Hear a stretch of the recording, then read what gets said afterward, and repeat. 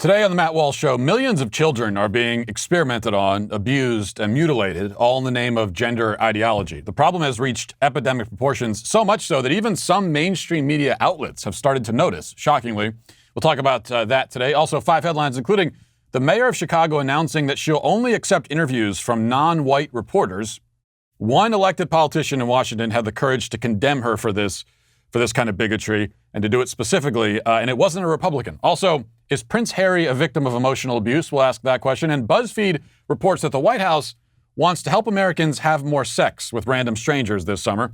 In our Daily Cancellation, we'll consider the mother on TikTok who's worried that her white male baby will grow up to be, quote, awful, and has developed a plan to prevent that from happening. We'll talk about that and much more today on The Matt Walsh Show.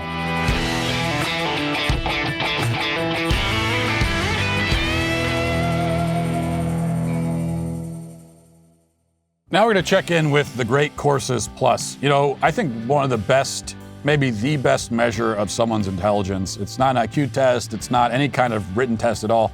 I think it's just have a conversation with someone. And is this someone who can speak intelligently on a wide range of issues?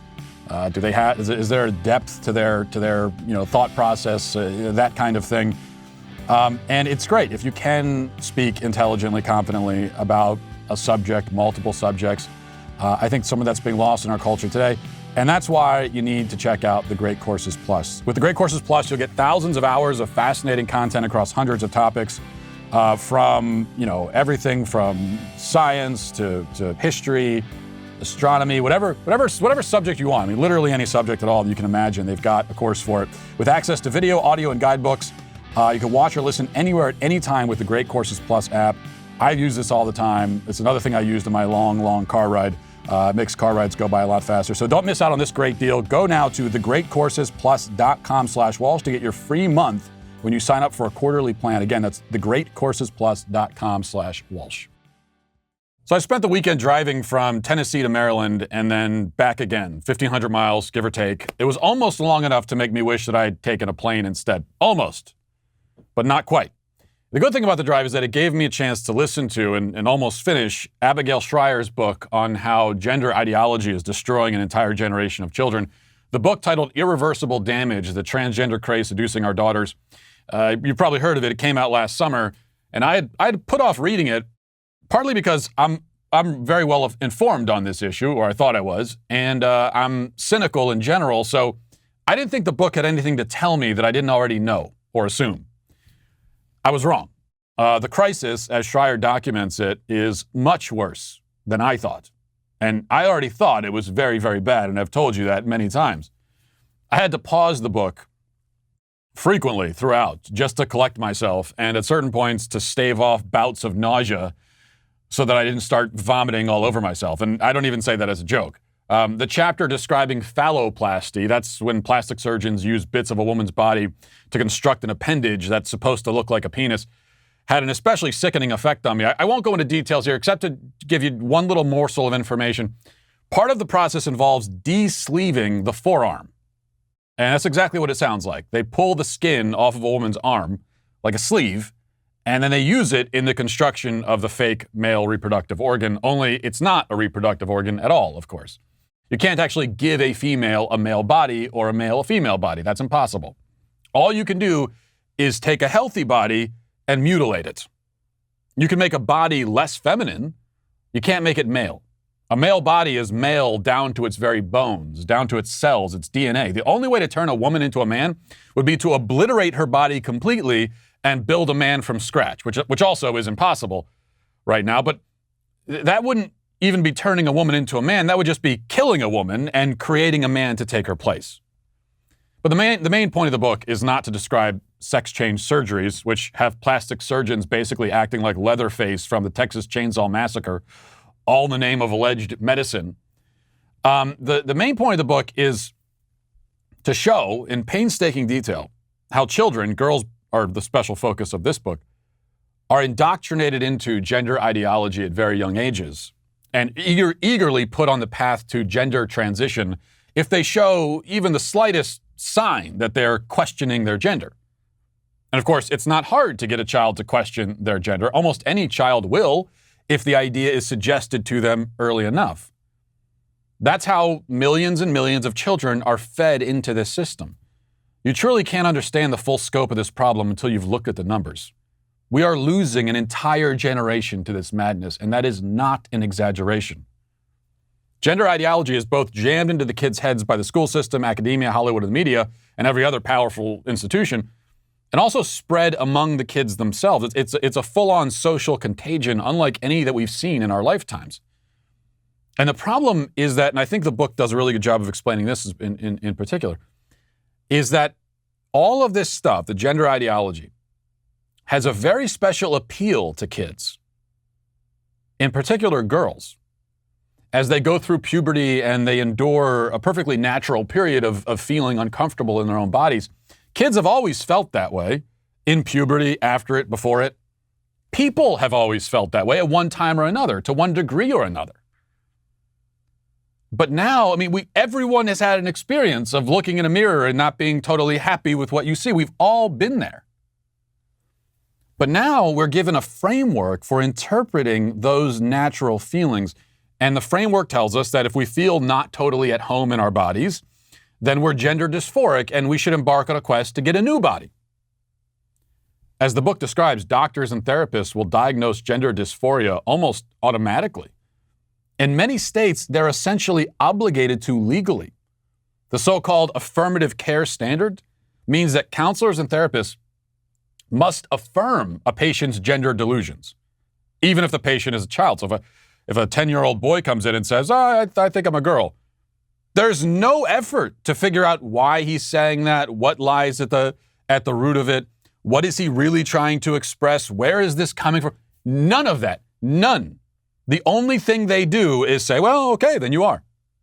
So you're a girl, let's talk about how to, make you more into what you feel that you are.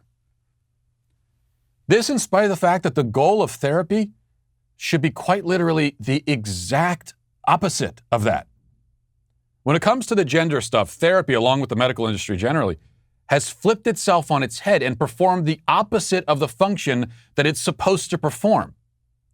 Now kids are put on puberty blockers at the drop of a hat, then cross-sex hormones, and before long surgery. Girls as young as 16, sometimes younger, are having their breasts cut off, an entire biological capacity permanently removed, all in the vain hope that they can become men. And sometimes they don't even want to become men. They talk in the book about a quote-unquote doctor, I think he was in Canada, has done over 1,000 of these so-called top surgeries.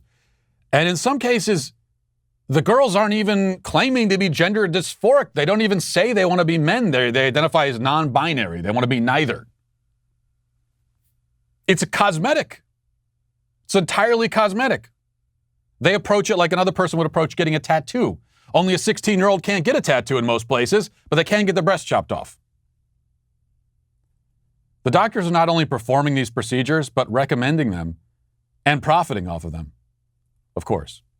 Now, it just so happens that after my weekend spent listening to these stories, I came home to find out that 60 Minutes, in a true shocker, performed some actual journalism and aired an investigation this past Sunday night into this very problem. 60 Minutes interviewed a number of detransitioners. Those are people who went through a medical transition to become the opposite sex, then regretted it and tried to go back. And unfortunately, depending on how far along they are in the process, they can't fully go back.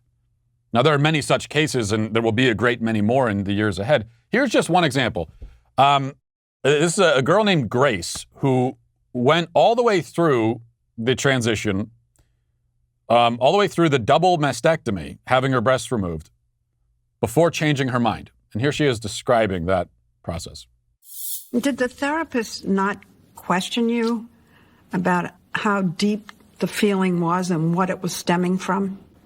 She didn't really go into what my gender dysphoria might have been stemming from. We only did a few sessions. Because she was over 18 and didn't need parental consent, she says she merely signed an informed consent form at a clinic and got hormone shots. They asked me, so why do you want to go on testosterone? And I said, well, being a woman just isn't working for me anymore. And they said, okay. So that was that. You got your prescription for testosterone. Mm-hmm. Yep. Just 4 months after she started testosterone, she says she was approved for a mastectomy, what's called top surgery, that she told us was traumatic. You know, I'm kind of surprised because based on everything you've said up to now, I would have thought you'd have a great sense of relief. I started to have a really disturbing sense that, like, a part of my body was missing, almost a ghost limb feeling about being like, there's something that should be there. And the feeling really surprised me, but it was really hard to deny. And so she detransitioned by going off testosterone and then went back to the clinic. And she says complained to the doctor that the process didn't follow the WPATH guidelines. If it sounds like the doctors and counselors she consulted seemed to have no concern for her physical well-being at all or her psychological well-being, that's because they didn't, and they don't. On that note, I want to play another clip for you. This one was mentioned in Schreier's book. That's how I was made aware of it. I had never seen it before. These are, and I should have seen it. We should all see this. And I want to make sure a lot of people see this clip. These are comments made by a woman named Dr. Johanna Olson Kennedy. She's one of the most prominent Texas Chainsaw physicians, sending countless young people off to get mutilated. She's also the medical director of the Center for Trans Youth Health and Development at the Children's Hospital Los Angeles. And she's also married to a trans man, that is, a woman who identifies as a man. So that's where she's coming from. That's her background. Here she is at a conference in 2018 explaining why it's okay to chop the breasts off of an adolescent girl. This, again, is not theoretical or academic. People like this woman are actually doing this to girls, thousands of them, or referring them to surgeons who will do it. Here is her justification. I want you to listen very carefully to this. I'm just going to say this, that actually people get married when they're under 20. Actually, people choose colleges to go to. Actually, people make life-altering decisions in adolescence. All the time. All the time. And honestly, most of them are good. It's just the bad ones that we talk about.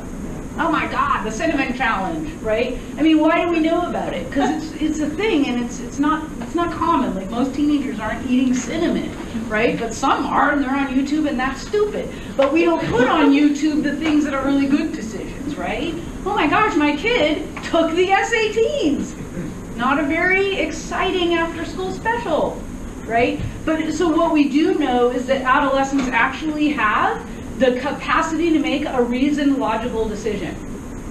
And here's the other thing about chest surgery. If you want breasts at a later point in your life, you can go and get them. The first thing to understand is that the woman there is evil. We're talking about Nazi scientist evil. We're talking about abortionist evil.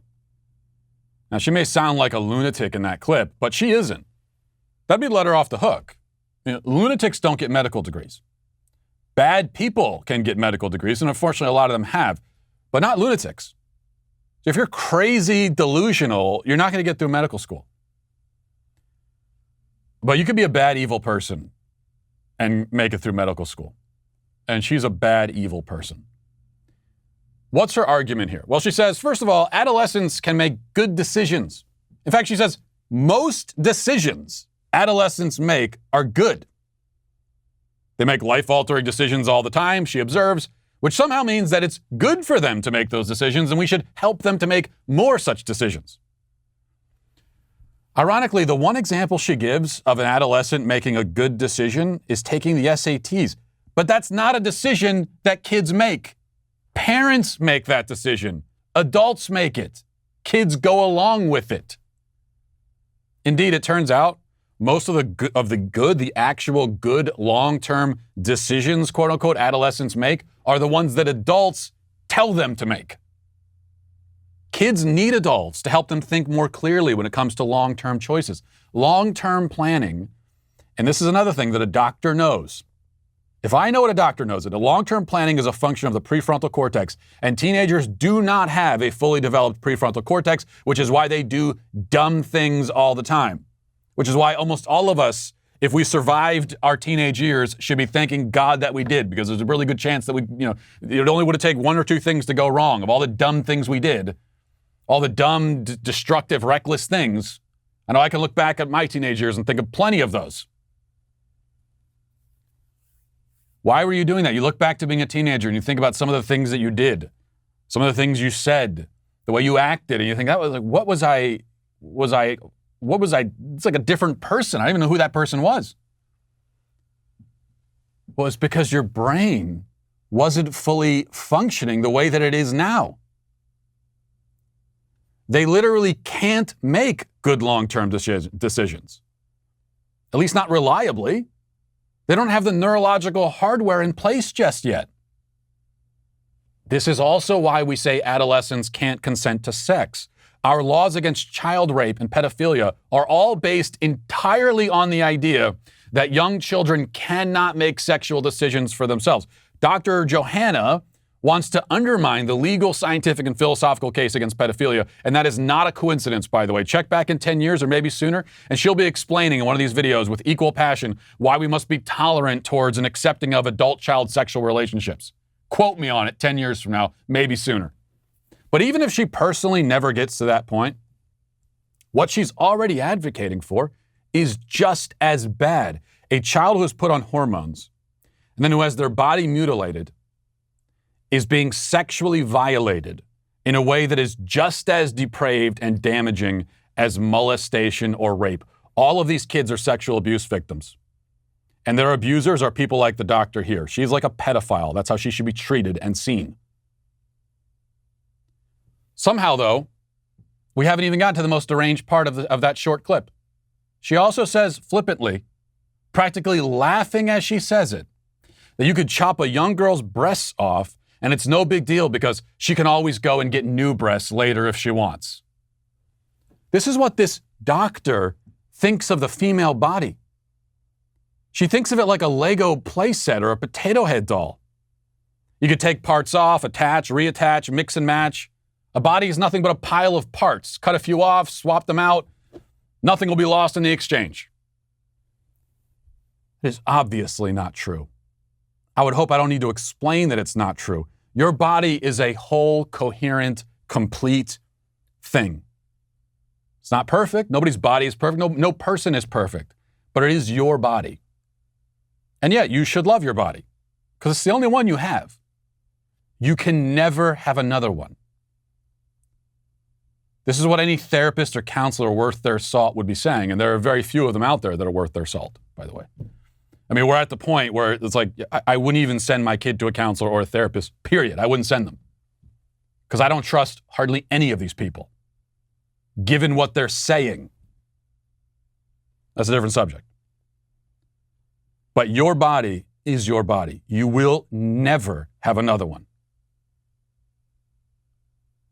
A woman cannot have her breasts removed and then go and get new ones. You can't. Her new breasts will not be breasts, but they'll be mounds of flesh, lumps of meat. Now, perhaps that's all that Dr. Johanna thinks breasts are to begin with. That's all she sees. And perhaps that's understandable as her brain seems to be nothing but a lump of meat. Even so, she's wrong. And you know something? She knows she's wrong. All of the doctors and therapists and counselors treating kids like Frankenstein's monster, they all know what they're doing. I mean, when you feel like you're the one going crazy because you see stuff like this and you think, what is happening? How can these people not see how insane this is? Well, they do see it. But they're motivated by ideological conviction, politics, and most of all, money. There's a lot of money to be made and social clout to be gained by doing what they're doing. Especially when most of the public is too afraid to speak up against it, too afraid to say, no, this is wrong. A boy cannot be a girl. A girl cannot be a boy. This is all wrong. Most people are too afraid to say even that, except in hushed tones or privately they'll send a message. Hey, I agree with everything you're saying. Don't tell anybody. We cannot afford to be quiet about this anymore. This is one of the great fights of our time. It may be the greatest. Either we can sit back and watch while millions of kids are experimented on and abused and tortured and destroyed and literally cut into pieces in front of us, or we can speak up and resist and do what needs to be done. That's our choice. Now let's get to our 5 headlines.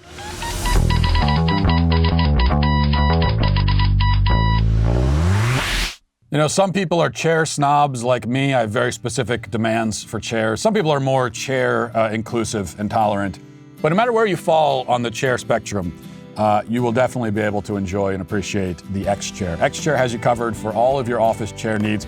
The secret is not only their patented dynamic variable lumbar support, which offers unbelievable lumbar support to your lower back, and eventually one of these days I'll figure out what lumbar support even is, but now, thanks to their new XHMT technology, you can also get heat and massage therapy while you're sitting at your desk. Instead of your old, uncomfortable office chair, now you can look forward to spending hours sitting in the ultimate therapeutic massager. The XHMT delivers heat and massage technology right to your core, helping increase blood flow, muscle recovery, and energy, all the perks that make working from home or the office a joy. X-Chair is on sale now for $100 off. Go to xchairwalsh.com now. That's the letter X, chairwalsh.com, or call 1-844-4XChair.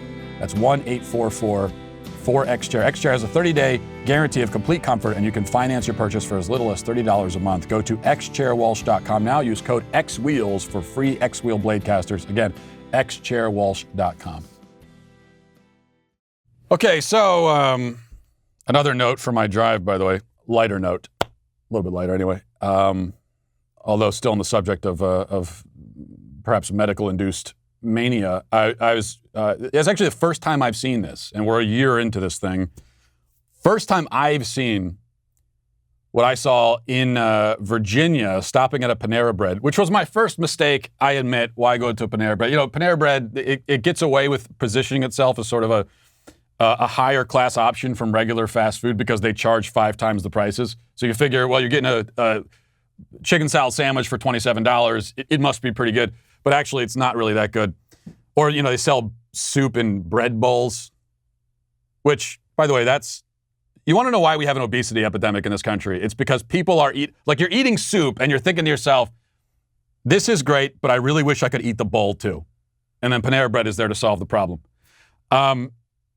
Anyway, went into the Panera Bread, and everybody in there is wearing masks, except me. And multiple tables of people sitting at their table, food in front of them, wearing masks. I had not seen that yet.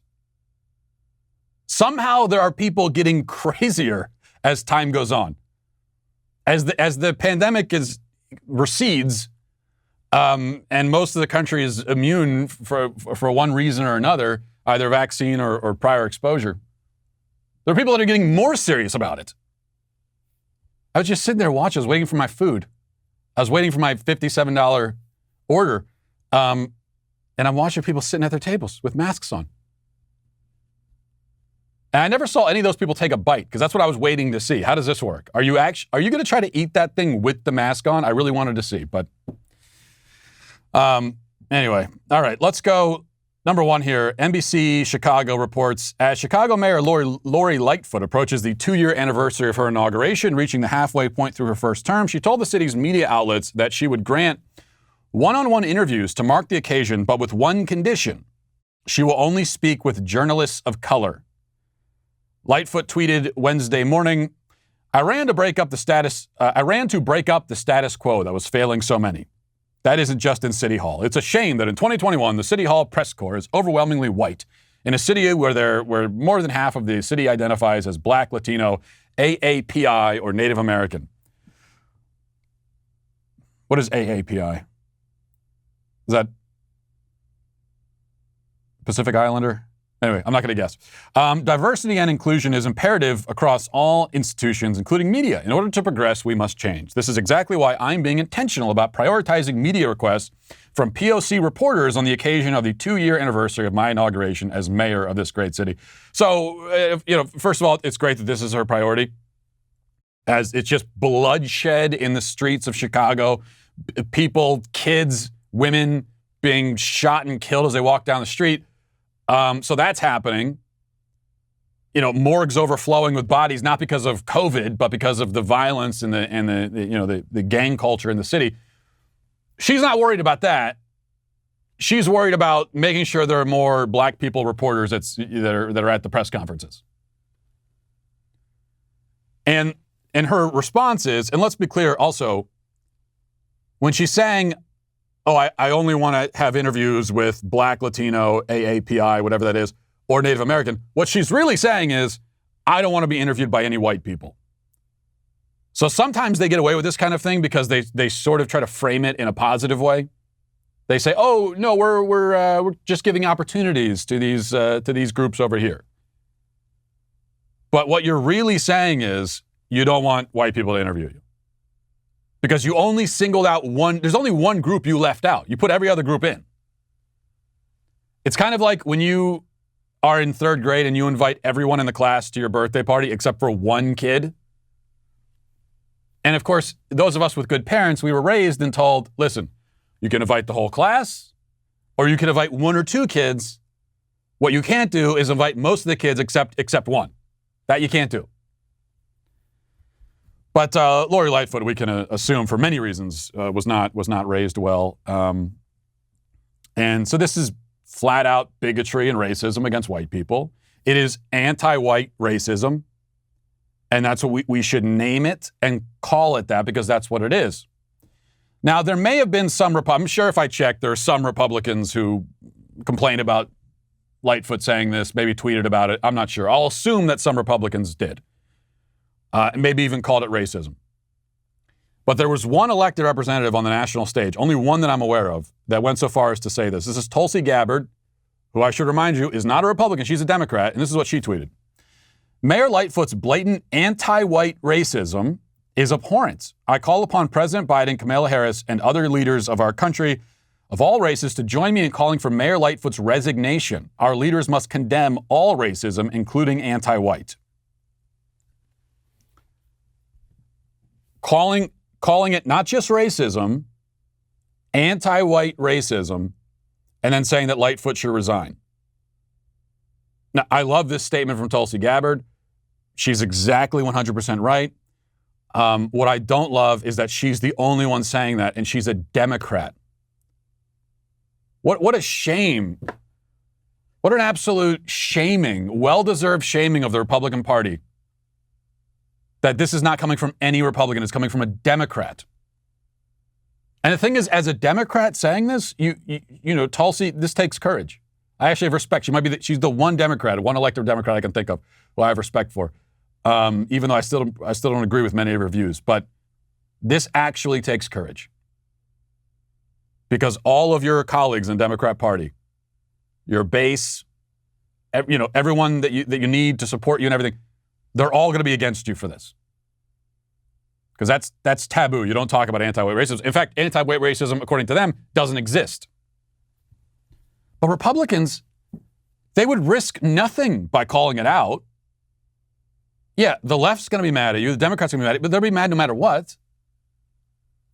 And most conservatives, no matter their race, black, white, doesn't matter, would be perfectly happy for you to call out anti-white racism because that's what it is. And it doesn't matter. If you're a Republican, who cares what the Democrats say? Doesn't make a difference. They're going to hate you no matter what. You don't need them to like you, and they won't no matter what you say. So you have literally nothing to lose. You might as well speak up. But these cowards, they can't even endure.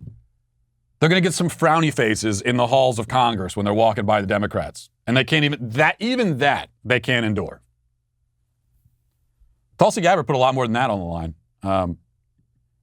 But we need to be very clear about this. As conservatives, if that is how you identify, I think we need to be very clear. It's not enough to just blanket statement, condemn racism in response to something like this. We need to call it what it is. It is anti-white racism. Anti-white racism exists. There's a whole lot of it. In fact, it's the only form of racism in America that's socially acceptable. And it's one of the only forms of racism that's also institutional and systemic. arguably another form of being anti-Asian bigotry, which through affirmative action, that is very real as well and systemic.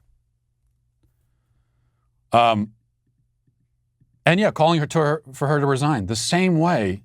I don't need to point this out, but I will. Just if you can imagine a white mayor saying that he only wants to be interviewed by his fellow white people, I think he'd be arrested. I think they would send I think the FBI would be knocking on his door and they'd arrest him they'd find something. They would arrest him for felony rudeness. I guarantee it.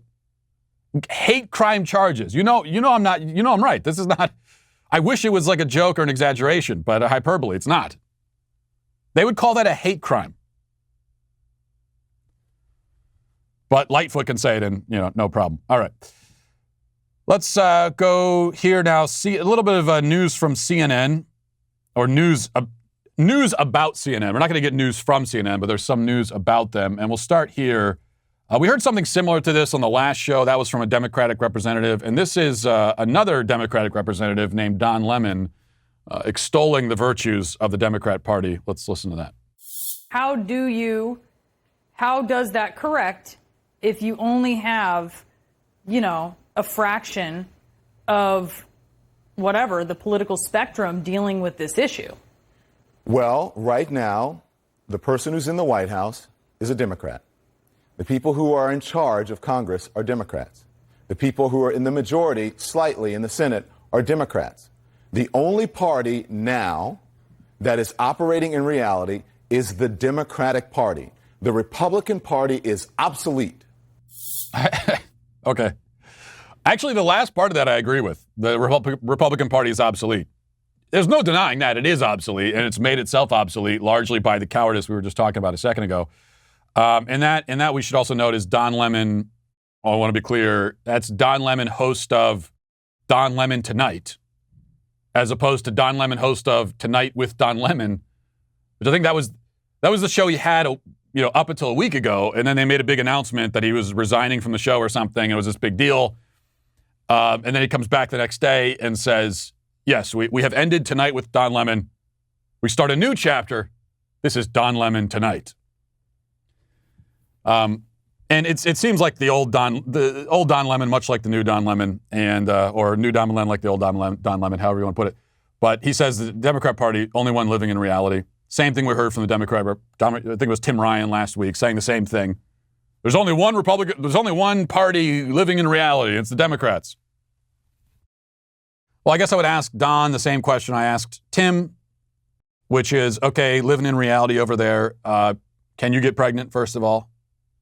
In your reality? The girl, Grace, the clip we played, regretting her transition. A girl like that, take a 16-year-old girl, chop her breasts off. Can you make her into a boy? I mean, you're in reality. Is that the kind of reality we're talking about? Yeah, I think it is.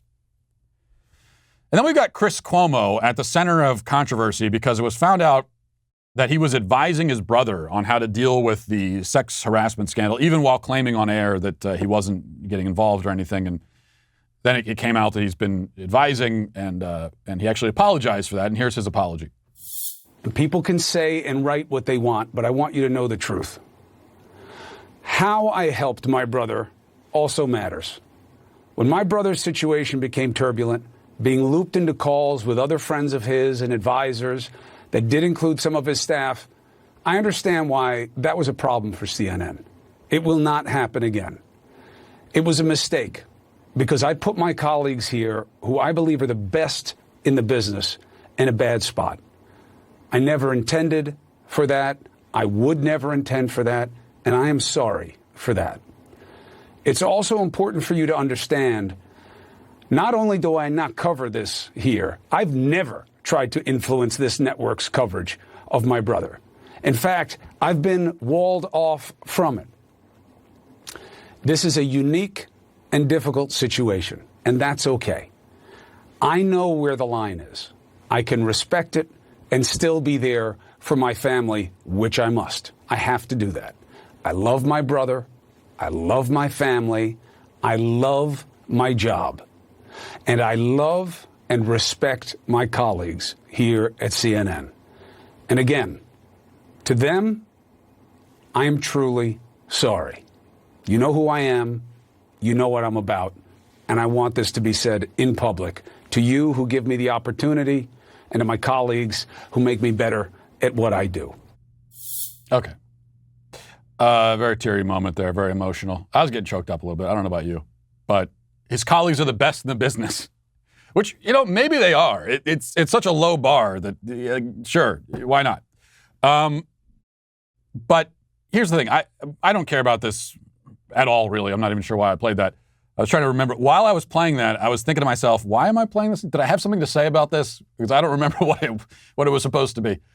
But even if I don't care about it, for me, I don't care. He wants to call himself a journalist. That's laughable. That's a joke. But as I said, the bar is so low for journalism now that sure, anyone can be one if they want to be. But I don't care. He doesn't want to talk about his brother's sexual harassment scandal. Fine. That's fine. He's talking to his brother, advising him. I don't care about that either. Yeah, it's your brother. So I understand you're loyal to your family. I don't really have an issue with that. The problem, that's not really the problem. That's not the actual scandal, because there is a scandal here. The scandal is during the height of all this, back in March and April. CNN was bringing Andrew Cuomo onto Chris Cuomo's show on an almost nightly basis, certainly at least weekly basis, and they were doing these little buddy cop comedy routines, which is inappropriate enough given the circumstances of all these people dying.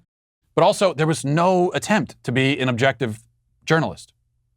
They were handing over their airtime for propaganda pieces between this politician and his little brother. And then it turns out that this politician is wrapped up in a scandal that resulted in thousands of elderly people dying. So in terms of the journalism scandal, that's it. But as far as him not wanting to talk about it now, and who cares if he invites? Of course, I would assume he's probably on the phone with his brother. Who cares about that? That's not the issue. All right, let's go. This is from page 6. It says, Meghan Markle didn't act on suicidal impulses while pregnant with her son because she didn't want Prince Harry to be hurt by the loss of, quote, another woman in his life. The Duke of Sussex told Oprah Winfrey in the documentary series that premiered Friday. So Oprah's doing another interview with these people. Great. He said in a conversation with Winfrey in the Me You Can't See, a new Apple TV Plus series on mental health, he said, the thing that stopped her from seeing it through was how unfair it would be on me after everything that happened to my mom and to, that's British for mom, and to now be put in a position of losing another woman in my life with a baby inside of her, our baby. The prince told Winfrey the scariest thing for her was her clarity of thought. She hadn't lost it. She wasn't crazy. She wasn't self-medicating, be it through pills or through alcohol. She was absolutely sober. She was completely sane. Yet in the quiet of the night, these thoughts woke her up. Harry said he did not go to his family when Markle felt suicidal because he was ashamed the situation had got that bad. He also said the royals would likely not be able to help. Okay, so Meghan Markle, I already knew that she was petty, vindictive, self-absorbed, all of that. A lot of flaws shared by famous celebrities and so on. So no surprise there. But then you read stories like this, and you realize that if you didn't already realize, oh, this is evil. This is a really, really bad person. She's pregnant with Harry's son and threatening to kill herself. This is emotional manipulation. This is emotional abuse. And if the genders were reversed, everybody would be saying that. Can you imagine for a second Meghan Markle sitting down and saying that Harry was threatening to kill himself if she didn't do this or that thing that he wanted? Everyone would be saying, you need to get out of that marriage. You're being emotionally manipulated and abused in horrible ways. Because that is horrible. You're threatening to kill yourself while pregnant? yeah, that would be that's my interpretation of it. Of course, I wasn't there, but you know what? Here's the other thing, because I know we are also told that we're in no place to judge. How dare we? You know, maybe she really was going through a psychological crisis of some kind, we should butt out. But they are taking their personal life and putting it out into the public. They are choosing to publicize. They don't have to. Nobody would know anything about this suicidal stuff unless they told us, and they didn't have to tell us this. Not only are they telling us, they're getting paid to tell us. They are in the process right now of monetizing their personal story and their alleged personal trauma and victimization. They're monetizing that. They're turning it into a media empire, into a franchise, like a Marvel movie. So they are putting it out there in public. And when you do that, then yeah, the rest of us, we have every right to give our opinion and to try to, you know, and if we want to speculate, we can speculate. If you don't want people speculating about, it's like I always say, if you don't want people speculating or giving their opinions about your personal life, then keep it to yourself. The moment you put it out there for the entire public as content for them to consume, you're the one who's turned it into that. That's your fault. And so I feel perfectly within my rights, ethically and certainly legally, at least for now, to say that to me, that doesn't sound so much like a mentally ill woman as it sounds like a woman emotionally and psychologically abusing her husband. And as I said, reverse the sexes here, and that's how everybody would interpret it. That is horrific stuff. It really is. All right. Do we have time for this? I think no. We're probably going to save this for tomorrow. Because BuzzFeed has a story about the White House wants to encourage people to go out and have sex this summer randomly with strangers. And of course, BuzzFeed's a big fan of that. And you know, if you get vaccinated, then you can go and do that. Because apparently, the only disease you have to worry about when having random sex with strangers is COVID. As long as you're vaccinated, you don't have to worry about anything else. We'll save that for tomorrow. There may be a longer conversation to be had. Let's move to reading the YouTube comments. This is from Richard Parker. He says, being a drag queen who twerks at nightclubs is officially a more respected profession than being a cop who puts his life on the line to fight crime. Morality is bankrupt in 2021. That's a good way of putting things in perspective, and you're exactly right. Georgianne says, this drag queen stuff is disgusting and degrading. Exactly what are they attempting to teach children? How to be a drag queen? Is this what their goal in life should be? Keep up the good work, Matt. We need you. Yeah, they want to teach kids to be drag queens, but that's more of a pleasant side effect as far as they're concerned. The main thing is to just sexualize children, to desensitize them to this kind of thing. That's the main goal. To destroy within the children any nascent semblance of quote unquote traditional morality or anything like that. That's what it is. It's an attack on what they consider to be old-fashioned, outmoded morality. This is one avenue through which that attack is waged. And another comment says, I want a little old lady with a chain on her glasses reading my stories. Exactly. That's one of the less discussed aspects of the Drag Queen Story Hour, that we're taking jobs away from librarians. And they when I was a kid, they did a perfectly fine job of reading stories. Deplorable Neanderthal says, Matt, the Daily Wire should do a backstage special for the UFO report to Congress. I promise I'll watch with bated breath, and you'll hit 1 billion views guaranteed.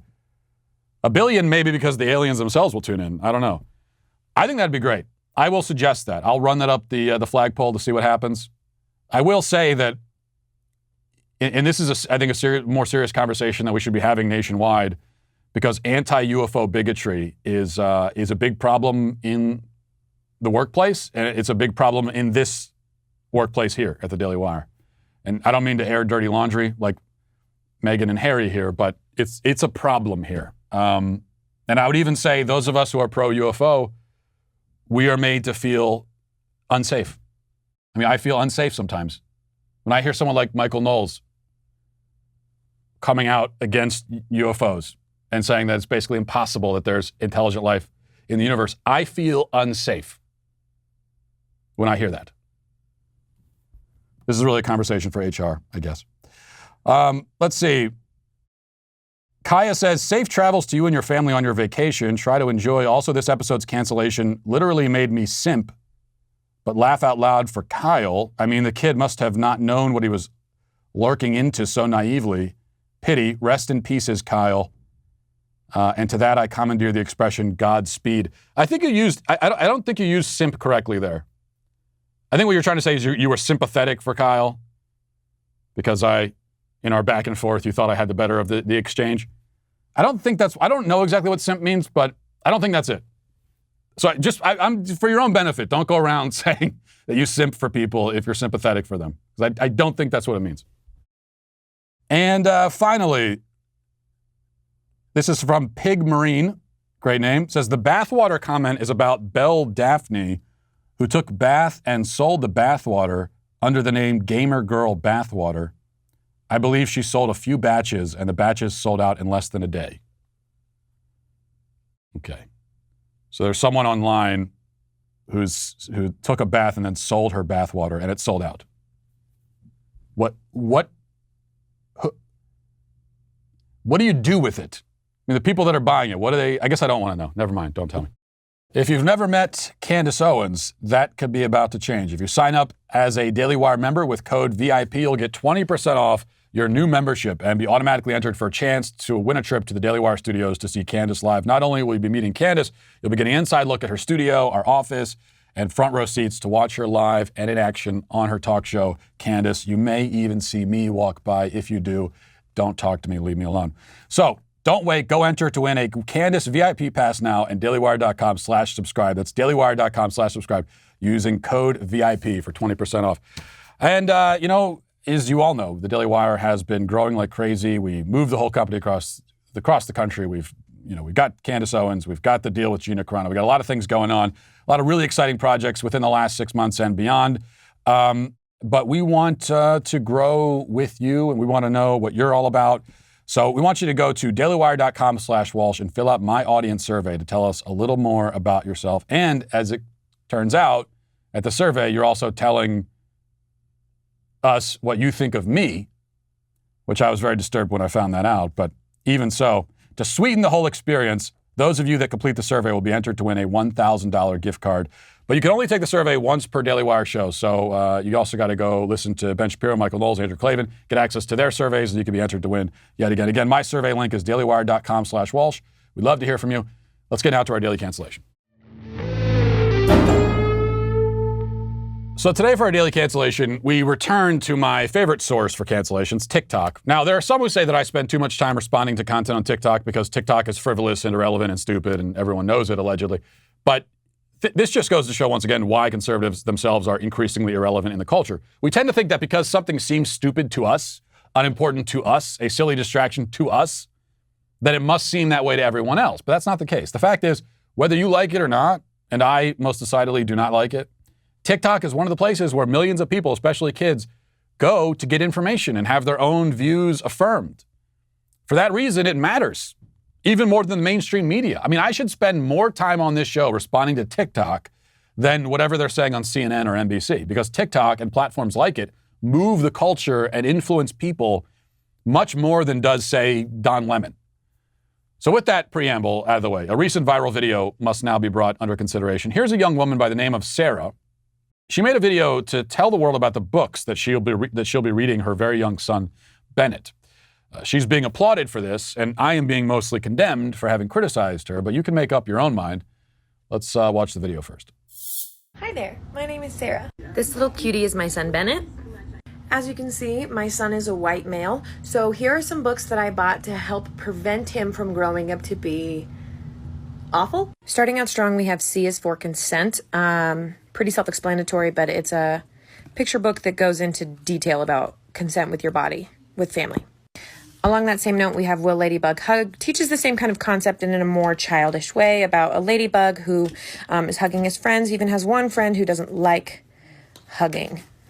So, this one is called Only for Me. Also, same concept, teaching kids about consent and things that feel comfortable with their body. Because I'm Raising a Feminist, we've got A is for Awesome, 23 inspirational women. Next, we have I Clean Like Daddy. There's even a page in the end where the whole family is cleaning together to show that it's not just mom and sister's job. Finally, we have Except When They Don't, a book about boys and girls liking whatever they want, regardless of their gender. Okay, so we have two major issues here. One is the books themselves, and the other is the stated reason for reading the book. So let's go with the latter first. Sarah informs us that her son is a white male, which in some ways perhaps is progress. At least she didn't tell us that her son is a white female or a non-binary pansexual kangaroo or something. She does at this point have a fundamental understanding of biology, it seems, and realizes that her son is indeed male. That's good. The only hang-up is that she seems to have a lot of suspicion and resentment even towards her son for being male. Now, if for whatever reason you don't immediately understand why the phrase, my son is a white male, so I have to prevent him from being awful, is a problem, imagine the same thing, but directed at a different kind of baby. Imagine a mother with a black male child saying, as you can see, my son is a black male, so here are a bunch of books I bought so that he doesn't grow up to be awful. Or perhaps, even better, a father, imagine a father pointing the camera towards his 6-month-old daughter and saying, as you can see, my daughter is a female, so here are a bunch of books I bought to prevent her from being a shrill, overbearing harpy. Would there be anything to discuss in either scenario? No. Everyone everywhere would unequivocally condemn that sort of attitude. Only where it pertains to white males do we suddenly want to make an exception, which proves not that Sarah isn't bigoted, but that she's far from alone in her bigotry. Of course, there's nothing wrong with parents endeavoring to make sure that their children grow up to be good people as opposed to awful people. Every parent on the planet has looked to awful adults at some point and said, my God, I need to make sure my kids don't turn into that. I have thoughts along those lines every day of my life. I had that thought at Panera Bread, watching the people eating their bread bowls with masks on at the table. And I thought, I hope my kid, whatever happens with my kid, I hope they never turn into that. The problem is when your concerns are specifically racial and gendered, as though you're worried that they'll be awful because of their identity. It's one thing to acknowledge the fallen state of the human race and our propensity for evil. It's another to imagine that your own child is especially susceptible to it based on their identity. That's called bigotry. And yes, to be bigoted against your own flesh and blood is deranged beyond all imagining. It's the type of thought process that has been made possible by the critical race theory cult. One of the most basic strategies of any cult is to turn its members against their own families. Now, usually this involves turning children against parents, and CRT does that too. But the even more demented thing is to turn parents against children. And then what about the books themselves? Even many of the people criticizing this video have still allowed that the books are fine in and of themselves. It's just the framing that's the problem. But I disagree. The books are a problem too. First of all, she has 3 books on consent, 3 of them, that she'll begin reading to her child from infancy. And remember, she's not reading the books in order to protect him from being the victim of non-consensual touching. No, this is all about stopping him from sexually assaulting other people. This is a woman so worried that her son will be a rapist that she started him on an anti-rapist curriculum from infancy. She might as well read him a book called We Eat Dinner with People, Not People for Dinner, in order to teach him how to not be a cannibal. I mean, she has imagined that her son is at a very high risk of being an absolute monster, not just a bad person, but a monster. And now she'll spend most of her maternal energy steering him away from what she believes is a near inevitability. All you're really doing at best is creating an issue where it didn't exist and introducing concepts where before there was but childish innocence and ignorance. By the way, in spite of the feminist insistence that we need to teach our sons not to rape, and they say that all the time, right? The truth is, no, you shouldn't need to specifically teach that. I don't know about you, there was never a time in my life when my parents sat me down and said, now son, don't be a rapist. Any more than they ever sat me down and said, now son, don't be an axe murderer. They never said either of those things. And yet, I became neither an axe murderer nor a rapist. Why? Well, because they inculcated in me a more complete value system. They taught me to respect the dignity and value of other human beings as well as my own. And they instilled virtue, as well as they could anyway, while warning against sin and vice and so on. When you do that with your children, they will not grow up to be perfect people, but they will develop a moral code and a system of values that will direct them away from things like rape and murder. And hopefully, it'll do a lot more than that. It turns out you should aim a lot higher than just, don't be a rapist, don't be awful. And when you aim higher, when you aim for actual virtue, the don't be awful and don't be a rapist lesson is baked into the cake. You don't even need to say it or focus on it. Especially not when the kid is still in diapers, you damned fruitcake. As for the other two books, or other three, there was one telling the boy that he should help clean around the house. And then there was another telling him that he can play with whatever toys he wants, regardless of gender. Those could be okay in and of themselves, depending on the specifics. I haven't read the books, so I don't know. But this mother is not reading those books in order to open up possibilities and to allow the child to express himself. She has rather a very specific and rigid idea of the sort of boy she wants him to be. She's already labeled him. He's a feminist. 6 months old, he's already a feminist. She's decided that from birth. So, although she says, oh, kids can like whatever they want, they can do whatever they want, in reality, she has made a box for him and she will fit him into it one way or another. Now, of course, we all make boxes as parents for our kids. We all have ideas of about the sorts of people we want them to be. That's what instilling values is all about. But the difference is that progressive parents, quote unquote, have an even narrower and more constricting box, all while pretending that there's no box at all. And that's the real problem. And that's why they are all canceled today, along with Sarah. But not her poor child, who is certainly not canceled and is going to need all the help he can get. And I fear for him and so many other kids. And we will leave it on that wonderful note today. Have a great day. God bless. Godspeed.